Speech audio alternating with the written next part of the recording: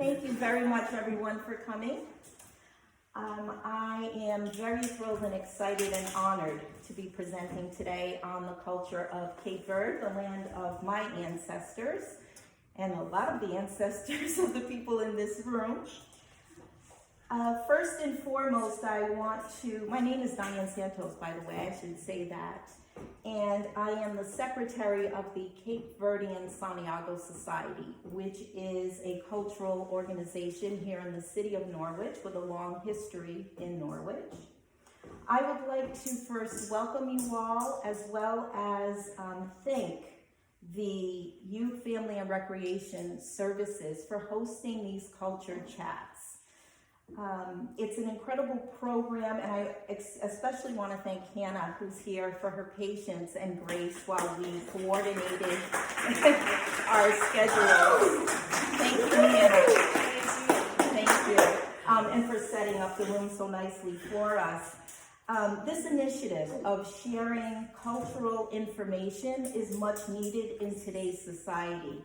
All you have to do is turn on the news and you're bombarded with how divided we are as the human race. And events such as this allow us the opportunity to catch a glimpse into other cultures, and through the sharing we realize how much more we have in common than we do have differences among us. So that's why I think this is such an important platform, and I'm extremely grateful to be a part of this. As a second-generation American of Cape Verdean descent, meaning my 4 grandparents immigrated to the United States from Cape Verde, I'll be sharing the Cape Verdean culture through the lens of my own experience, while also presenting historical facts and cultural traditions that have been passed down from generation to generation. I am honored to share the story of my people and the people of many people in this room, a geographically small nation with a cultural diaspora that spans the globe. I proudly present to you the culture of Cape Verde, the strength, resiliency, and rich history of Cabo Verde and its people.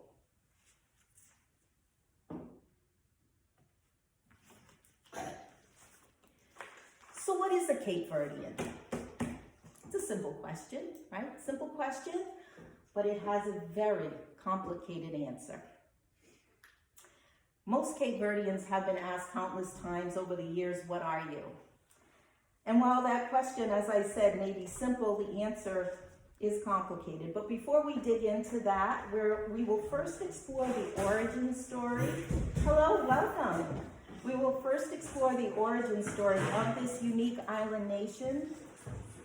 And let's start at the beginning with the location and the geography of the islands, the Portuguese colonization, and the effects of colonial rule, to give you a better understanding of the people, my ancestors, who emerged from this cultural melting pot. Then we'll circle back and tackle the complicated answer to the question that seems simple, but is not so simple.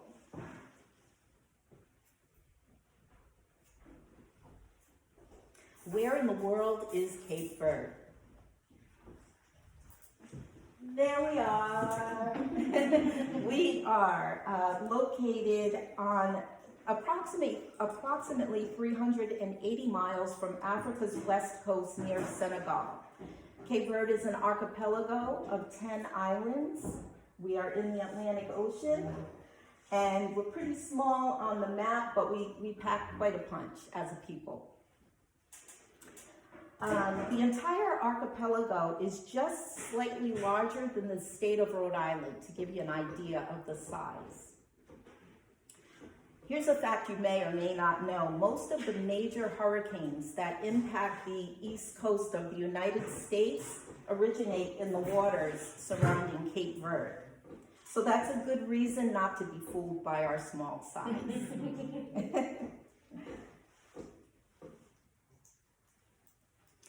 The Republic of Cabo Verde, as it is officially known, is comprised of 10 islands and several islets. These islands are divided into two groups. The northernmost islands, known as the Barlavento, or Windward, Upwind Islands, include Sant Anton, San Vicente, Sunny Cloud, Santa Luzia, Sal, and Boa Vista. The island of Boa Vista, another fun fact, was mentioned in the 2022 Marvel movie Black Panther: Wakanda Forever, stirring up feelings of pride for Cape Verdeans everywhere when that flashed across the screen. I know myself, I was watching it at home on Disney Plus and I paused it and it was emotional. It was just so much going on with that. There's been some debate as to whether or not they actually did film it in that location. However, whether they did or did not, Cape Verde was there, and that was a source of pride for many of us, all of us. So only 9 of these 10 islands are actually inhabited. Santa Luzia in the northern group is uninhabited. Santiago is the largest in both size and population, and it is home to the capital city of Praia. Brava, Cape Verde's smallest inhabited island, is only accessible by boat due to the strong crosswinds, which make air travel unsafe. Ferry service to and from the island is often suspended due to rough waters, and they are impacted by the wind. So you can't always get to Brava. It's a hit or miss whether or not you can visit that island. Mindelo on the island of San Vicente is the country's second largest city, population-wise. Brava, again, I apologize. Went out of order there. The active volcano on the island of Fogo, last erupting in 2014, spewed over 100 million tons of lava. It destroyed buildings, agricultural land, and displaced 1,000 people from their homes. They did have advance warning, so the inhabitants were able to evacuate that area, but it caused significant destruction. In the table over here where we have some artifacts, there is actual volcanic rock that one of the board of directors from the Santiago Society, Ricardo Alves, who couldn't be here today, he reached down on the island of Fogo and picked up that volcanic rock and brought it home with him. So you'll see that displayed when you have time to check out the table there. The overall climate of the islands is arid and dry, with the southern islands receiving slightly more rainfall than the northern group. The people of Cape Verde. The people are welcoming and extremely generous. Even those who have very little take pride in presenting guests with a meal. The generosity of spirit and the communal mindset of taking care of our own was carried with them when they left the islands. These traditions have been handed down generation to generation, and that continues on today with Cape Verdeans all around the world. Very generous and a welcoming people. The national dish, cachupa, is a stew of corn, beans, kale, and whatever meat or fish is available. The recipe does vary from island to island, as does the name. There is a lifelong debate amongst Cape Verdeans on whether it is called cachupa or manchupa or manchup. I grew up calling it cachupa. There are people in my family who call it manchupa. Same dish, different name, heated debate amongst Cape Verdeans. However, whatever way you say it or whatever you call it, it's delicious. The official language of Cape Verde is Portuguese, which is what is taught in school. But Cape Verdean life is lived in Creole, the language that developed as a blending of Portuguese and African languages. Each island's dialect of Creole differs slightly, and natives can quickly identify your island by the way you speak. They know. Example, Angie and I were connected with our cousin. His name is Paulino Vieira. He's a famous musician, Cape Verdean musician. He's currently living in Lisbon. He's a great nephew of our paternal grandfather. And we spoke with him via WhatsApp on the phone, and Angie was nervous about her Creole speaking skills, even though she's good. And her mother grew up in Nova Sintra on the island of Brava. So Angie's Creole is Brava. And he's from Sunny Cloud. And when he heard her speak, a few words into it, he told her Creole from Brava was beautiful. So he had an ear for it. He recognized that it was from Brava. Me, I don't speak it that well. I can understand it a little bit better than I can speak it. Cape Verde is a country of talented musicians. Music and dance are the focal point of our culture, dating back to the earliest days of living under colonial rule. Music provided an outlet, a form of expression, while enduring the harshest of conditions. Our musical style, or one musical style, the morna, is a melancholy and hauntingly beautiful musical style. The melody and words tell of the pain of leaving and the desire to do so in search of a better life, the dilemma of the Cape Verdean people. And I do have, or I thought I had, here we go, a sample from Cesaria Evora of the Morna. If you can hear it.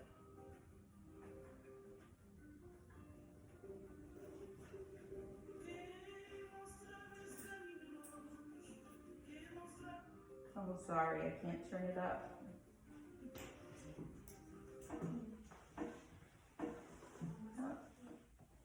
Try that again.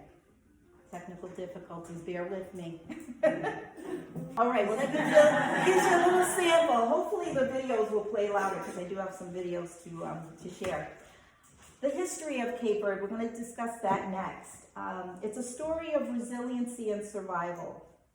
This is a timeline that I created that takes us from the colonization by Portugal through the transatlantic slave trade and the impact on the islands, how drought-induced famine and the neglect of the Portuguese colonial rule led to mass emigration, the fight for freedom, and finally the birth of an independent nation.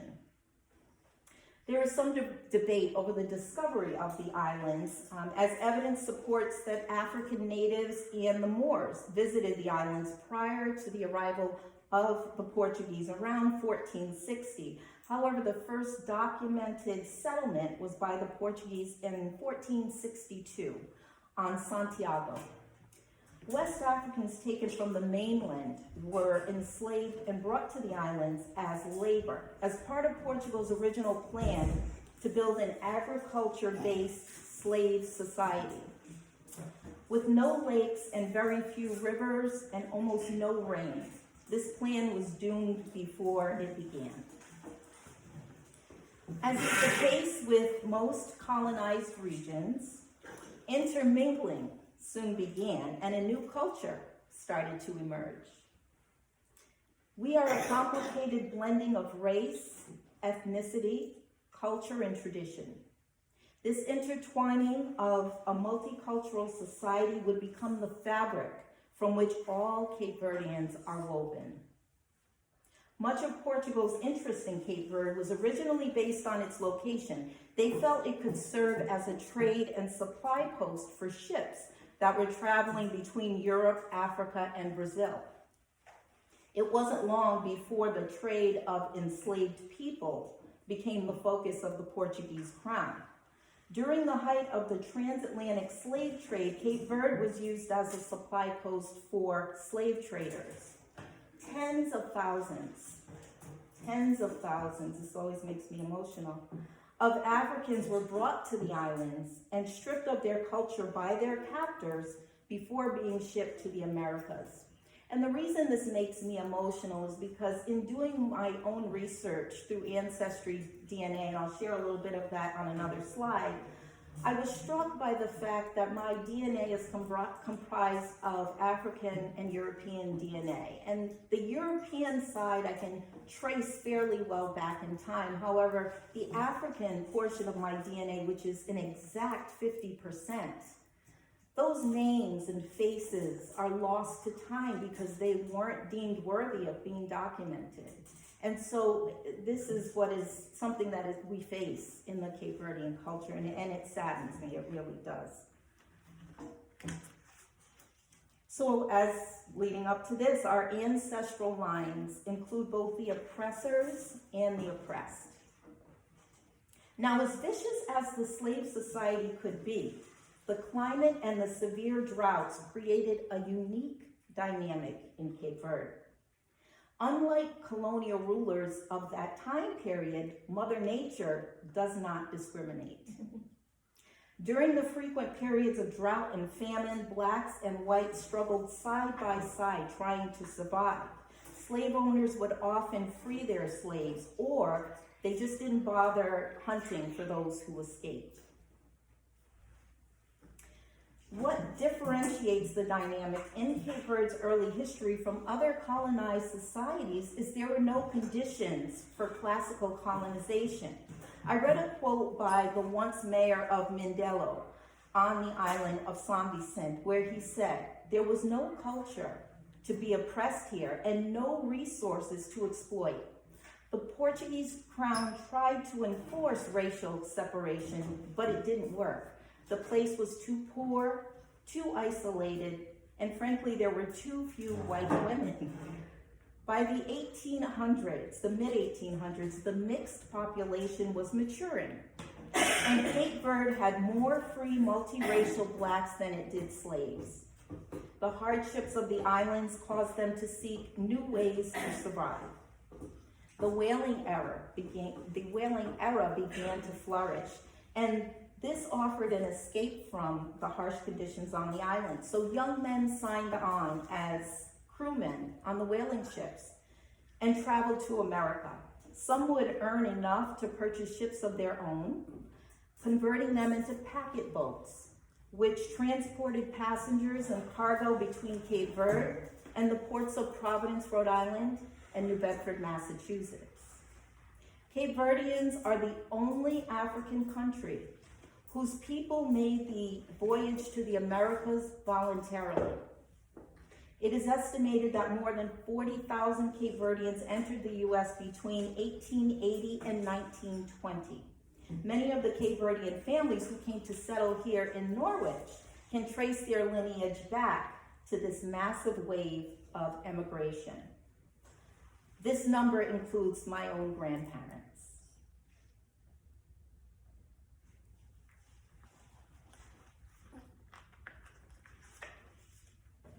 This is the story of my maternal grandfather, Antonio Manuel Rosario, who crossed the Atlantic aboard the whaling schooner Valkyria. Following the whaling era, this is one of the many vessels that became a packet ship, transporting passengers and supplies between Cape Verde and New England.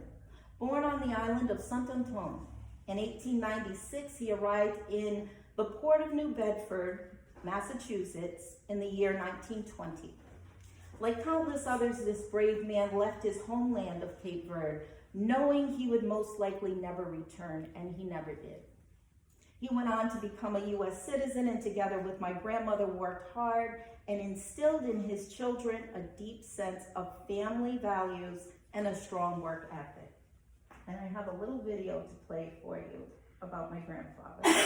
My maternal grandfather is the only one of my 4 grandparents that I was never able to meet in person. He passed away the year before I was born, just a couple months before my mom and dad were married. My mom wanted to postpone the wedding date, but my grandmother refused because he had already given his blessing for that day. He traveled to the United States from Cape Verde aboard a whaling ship, the Valkyria, and several years later was interviewed by the curator of the New Bedford Whaling Museum about his experience. He attended citizenship classes and in December of 1930 became a proud U.S. citizen. Although we never met, I'm so grateful for the stories that were handed down about my grandpa. And that's my grandpa. There is a copy of the letter that he received from the curator of the then curator of the New Bedford Whaling Museum, thanking him for the interview that was done in the home. So you can take a look at that after. Can't mention one grandparent without mentioning the other 3, so I just wanted to go through my other 3 grandparents. My paternal grandfather who's shown here in the middle, Manuel Matias Santos, paternal grandfather of several of us in this room right now, was born and raised on the island of Sunny Cloud. He traveled to the U.S. at the age of 21 aboard a schooner, the Ambrose Snow, arriving at the port of New Bedford on July 3rd, 1919. He would then settle here in Norwich.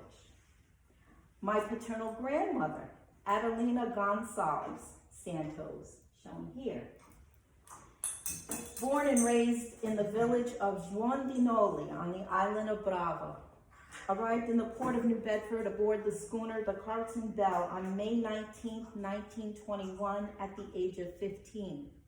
Accompanied by her mother, she traveled here to Norwich where she had older siblings already established on Sunnyside Avenue in the Laurel Hill section of Norwich. Her mother returned to Cape Verde and they would correspond by letter, never again seeing each other in person. She would marry my grandfather, and they were married at St. Mary's Church here in Greenville, and she would go on to give birth to 11 children, 8 sons and 3 daughters. My dad, Abel, was their 5th son. And last but certainly not least, on the far end there is my maternal grandmother, Clara Anna Costa Rosario. Her immigration story is unique because her parents had made the voyage to the United States prior to her birth.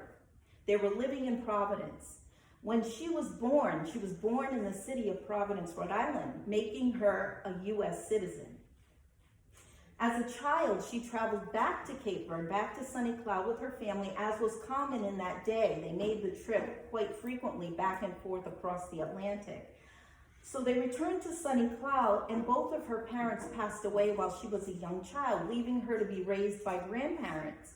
And no one told her that she was a U.S. citizen, so she did not know.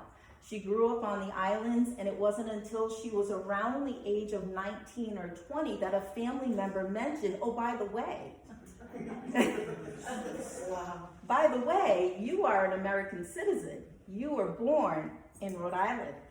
So she had family, as we all did everywhere, living in Providence. Her father's twin brother, she wrote him a letter and she asked if he would send for her.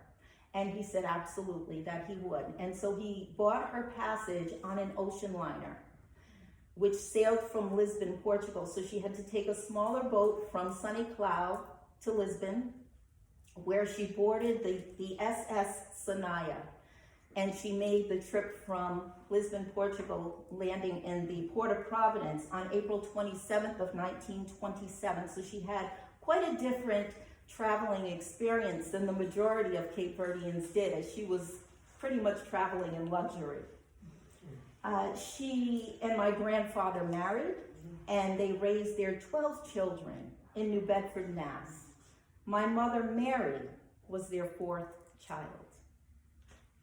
Now, although I'm sharing my personal family history, it mirrors the stories of many in the Cape Verdean community. This could be anyone's story, any one of us in the Cape Verdean community. Those of us born on this side of the Atlantic share a common history. So I would like to next share a clip, and it's from a film that was produced back in 2006 by Claire Andrade Watkins. She's a woman of Cape Verdean descent who grew up in the Fox Point area of Providence, Rhode Island, which was a bustling Cape Verdean community. Our own president, who's here with us today, Belmiro Rodriguez, invited Claire to come to Norwich back when her film was originally released.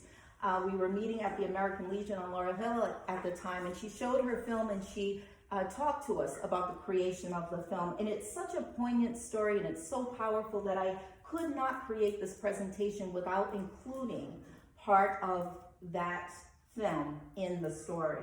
So it's so fascinating. She's got some great footage in there, so I know that you're going to enjoy this. Community was one big family. If somebody was sick, the mother was sick or something, your family, they'd all bring food over. You never wanted for anything. Your door, there was no such thing as a key. The doors were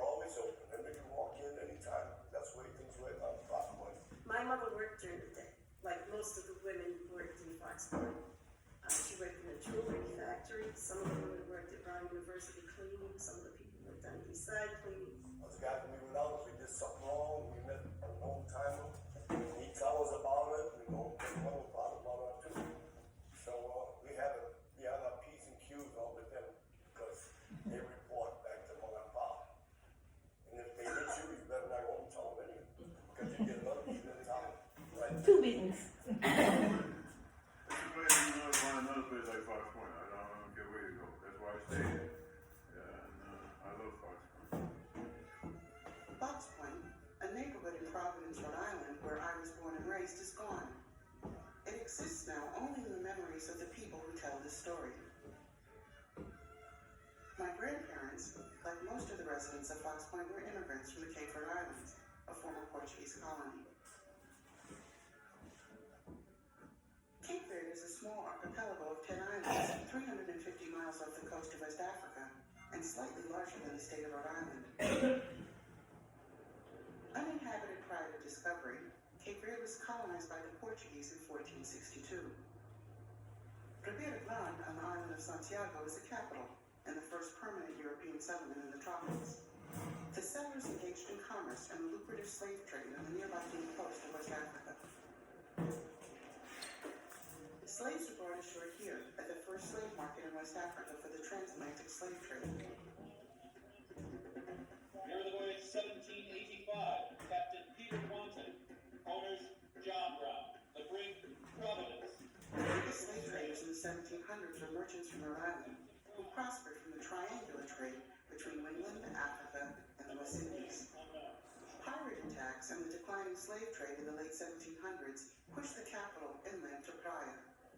By the time slavery was abolished in 1869, almost every slave in Cape Verde had escaped to the interior of the islands or was freed. Beginning in the 1700s, Cape Verde suffered devastating cycles of drought and famine, where up to half the population died. Emigration was the only escape, and Cape Verde's strategic location at the crossroads of the Atlantic provided the opportunity.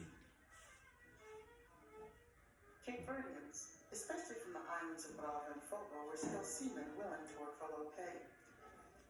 18th century whalers from New Bedford and Nantucket, Massachusetts stopped in Cape Verde to pick up crew and supplies before heading up to hunt for whales. As the whaling industry declined in the late 19th century, Cape Verdean whalers began settling in New Bedford and Nantucket and turning to land occupations. Women and families poured in after 1892 when Antonio Coelho of Brava bought the Nelly, an old fishing schooner, and began the Brava packet trade, carrying passengers, mail, and cargo between Cape Verde and New England. Most of the first wave of immigrants were from Brava, the tiniest island known for its high altitude and lush vegetation, and the Morna, the music of the soul of Cape Verde, carried with us in the winds that guided our little ships across the Atlantic. It was a huge event in the community when the ships arrived. I remember rushing down to the pier with my father to welcome the new arrivals and get news of the old country. The ship stayed in port for weeks, loading drums and trunks packed with food, clothes, and supplies for our families back in Cape Verde. We didn't have much in Fox Point, but every household sent something back, knowing that friends and family waited, anxiously searching the horizon for the ships coming from Providence and New Bedford. Without us and the schooners, they would die, because the Portuguese government provided nothing. The old people talked a lot about Nhandeira, the old country. They reminisced with horror about the Tempo de Fome, the great famine of the 1940s. They talked about the hard life and poverty, but mostly about the families that they'd never see again. When they left the old country, it was such a major situation. They gave to America. And I remember my grandma saying that. She said to her grandma, when I see you, the grandma said, not to the next life. You know, this is, this time you see the world, he was guilt, and he was pride.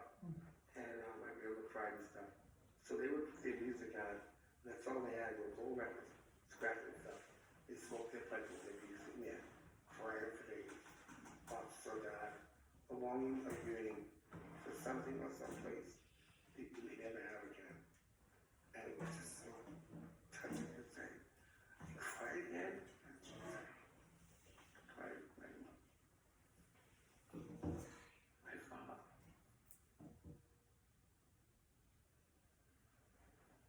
once tried to explain to a woman what a Cape Verdean was and where we were from.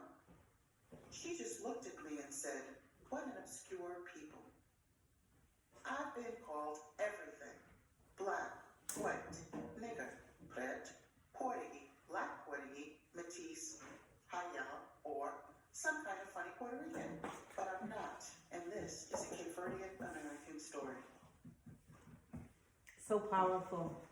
I would encourage anyone to go onto YouTube and search that, some kind of funny Puerto Rican, and watch it. It's about 90 minutes long, and it tells such a powerful story of our people and what we've experienced and how we came to be who we are.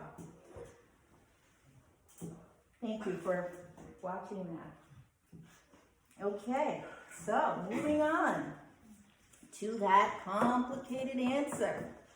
What is a Cape Verdean? Well, it depends who you ask. A simple question with a complicated answer. I share here my own DNA results that I got from Ancestry several years ago. And all these numbers here on the side total up to exactly 50% African DNA and 50% European DNA. The majority of my African DNA originates from Senegal with 39%. The majority of my European DNA is from Portugal, no surprise there, at 25%, and 11% Scotland, which was shocking to me. But hey, why not? The majority of Cape Verdeans are made up of varying percentages of different ethnicities. That's who we are. So it comes down to an individual choice, really, and this is, again, another age-old debate amongst Cape Verdeans in the culture. It's an individual choice of which group you identify with. Personally, for me, and I'm only speaking for myself, I have always identified as a woman of color, regardless. Embracing my African roots with pride. You will find other Cape Verdeans who disagree, who align more with their European traits. Again, this is us. The truth is, Cape Verdeans are varying degrees of quite an ethnic cocktail. A great example of society's general confusion over how to categorize Cape Verdeans can be found in how my own paternal family is listed in the United States Census. In the 1930 census, the race of my dad's family was documented as Negro or Black. 1 decade later, census takers listed the race of the exact same family as white. So from 1930 to 1940, they magically transformed into an entirely new race. This is a clear indication that they just did not know what to do with us. Cape Verdeans range in skin tone from ivory to the deepest mahogany brown and everything in between. Hair texture and eye color are just as varied, and most families have at least, and I know this is true in my family, at least one member who looks like they don't belong. Am I right? Absolutely. And yet they do. And yet they do. The diversity in our appearance confuses a society that needs to fit every individual neatly into one box or another. Look at my dad's family. Like I said, changed from black to white within a decade with the simple stroke of a pen. We don't fit in, and that's a beautiful thing. As with most ethnic groups arriving in the U.S. in the late 19th and early 20th centuries, Cape Verdeans longed for familiarity. In 1939, the Santiago Society was established here in Norwich as an ethnic social club. It was located at 84 Tolman Street, and I spent many years living directly above the Santiago Club. It was a place where Cape Verdeans could feel a sense of belonging, speaking their language, playing their music and card games, which could get very loud, and raise funds to help each other financially. The club, as it came to be known, was the anchor of the Cape Verdean community for decades. And I actually have some images here from Cape Verde, from the club. I apologize. There's an image there of the outside of the club with the sign.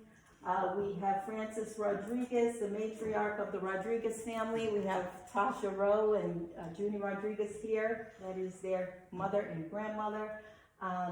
Mary Delgado here, who is the matriarch of the Delgado family here in Norwich. The upper photo there is my grandfather, Manuel Santos, standing there watching the card game with Johnny Pina, and Tony Vazapina, who we called Tuning, and Henry Rodriguez standing off to the side. They were playing a game called Bisca, where they would slam their hands on the table. I don't know how they didn't break their hands. And they would yell, and they were probably swearing, but thank goodness I didn't understand what they were saying. But it would get very heated, trust me. And then the lower photo there is one example of the bands that would come and play. That's my Uncle Joseph Santos there with the microphone. My cousin Manel Barboza, his sisters, 3 of his sisters are here today, and our cousin Charlie Gomes from Providence on the guitar there. So that's just one example of the things that went on at the Santiago Society. The club, as it came to be known, was the anchor of the Norwich Cape Verdean community for decades. Cape Verdeans from all over New England would come to dances and functions at the club, and it became known for welcoming people of all cultures. Bands would come from Boston, New Bedford, Providence, and other cities, packing the dance floor with Cape Verdeans of all ages. And my cousins that are in the room, we were right in there dancing. My favorite band, and I may be partial, was my dad and uncles, the Santos brothers, sometimes featuring their sister Lena, my aunt, singing lead. They were self-taught musicians, natural talent inherited from a long line of musicians, originating on the island of Sunny Cloud, the island where their father came from, who was a musician himself. I'd like to share with you a clip, and I warned my cousins that I would include this today, a clip of my dad and 3 of my uncles, Uncle Joe, Uncle Tony, and Uncle Tia being my godfather, with their instruments at an interview that was done at the Santiago Club. So this is my dad and my uncles.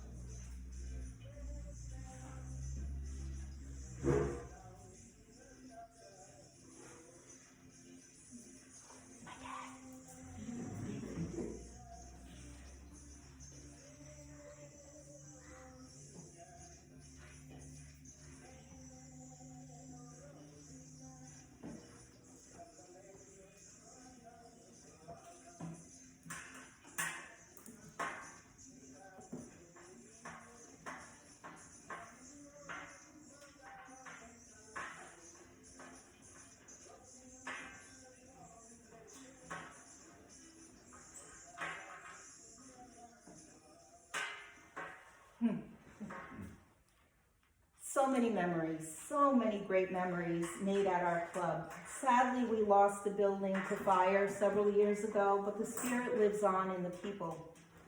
In 2022, we restored the society as a community organization on a mission to educate others on our rich history while celebrating the cultural diversity in our community. These men right here, I have to go off my script for a minute. My dad and my uncles and entire Santos family, just pillars, just great men, hardworking men. The bond, I was telling Angie when I was creating this presentation, watching the 4 of them together, and it's an interview that's on the Connecticut Historical Society website if you wanted to watch it. Watching the dynamic between them, the looks they would give each other, and we were raised in this circle of love, and the love that was shared between these brothers. They never referred to each other. If they were talking about another brother, they never just said their name. It was always my brother Joe, my brother Tony, my brother Tia, my brother Bell. They always prefaced it that way. And so their generation, they were first generation American, as their parents had come from Cape Verde. They raised us, 4 of us in this room right now, and many Cape Verdeans were raised this way with that same attention to family values and the importance of family and staying strong as a unit. So it's such an incredible legacy. I had to go off topic a little, off script a little bit to share that with you. So let's go on and get my emotions back in order. I'm gonna take a sip of water and get it together, Diane, get it together. All right. Today's Cape Verde, connection and growth, dual citizenship, and a resort destination. Descendants of Cape Verde, or Cape Verdeans I should say, can apply for dual citizenship thanks to Amilcar Cabral, shown there in the middle. He was a anti-colonial leader and a celebrated hero who led us to gaining our independence from Portugal in 1975. He had a provision written into the new constitution allowing Cape Verdeans who emigrated to other countries due to the hardships they were facing in their homeland to once again return home and regain their connection to their motherland. Those born abroad, and this would include me and my cousins and so many others of us, those born abroad to a Cape Verdean parent or with a Cape Verdean grandparent qualify to apply for dual citizenship. I have not done that, but one day. In addition, Cape Verde is becoming one of the top destinations, especially for Europeans and Asians. Beautiful resorts attract international visitors. Most popular are the islands of Sal and Boa Vista, and I did include a couple of images from resorts that are located on those islands. But tourism has increased on multiple islands, bolstering the economy as Cape Verde evolves into a major travel destination, which is heartwarming given the history of this tiny island nation.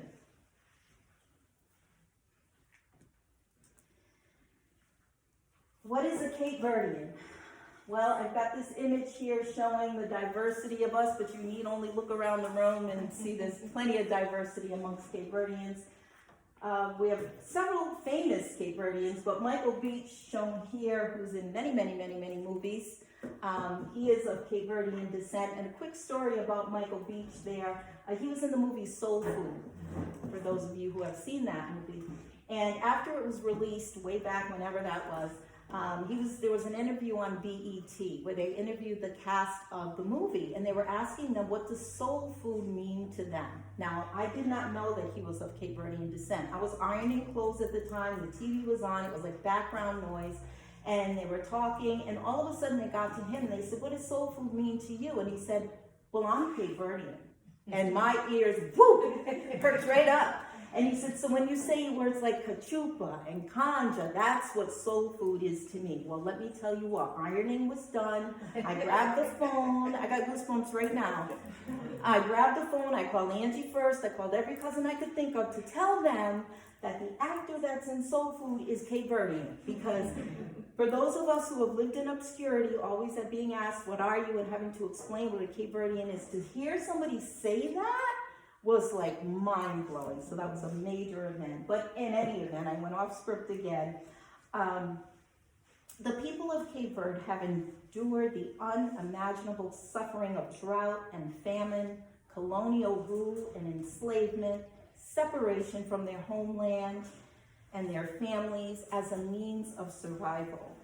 Through all of this, we have managed to win our independence from Portugal, becoming an independent country on July 5th, 1975. We've managed to maintain our culture, our traditions on whatever continent we call home, and we touch every one of them, believe me, and carry ourselves with dignity and pride. Our Cape Verdean community here in the city of Norwich was founded by talented stonemasons, skilled fishermen, gifted farmers, and hardworking people. These proud people did not come in search of a handout, but rather an opportunity to make a way for themselves. This is the legacy. I'm looking at my granddaughter and Angie's grandchildren in this room, and for all of us here, this is the legacy that has trickled down to each generation since, producing men and women who to this day continue to build on the foundation of strength and resiliency of our ancestors. Cape Verdeans can be found in every corner of the globe. There are more Cape Verdeans living outside of the country than there are in the country itself. From an island nation born of oppressed people, we have grown and we have flourished. So what is a Cape Verdean? We are a blending of ethnicities, a true melting pot of cultures and traditions. We are beautiful people. That concludes my presentation for today. Thank you.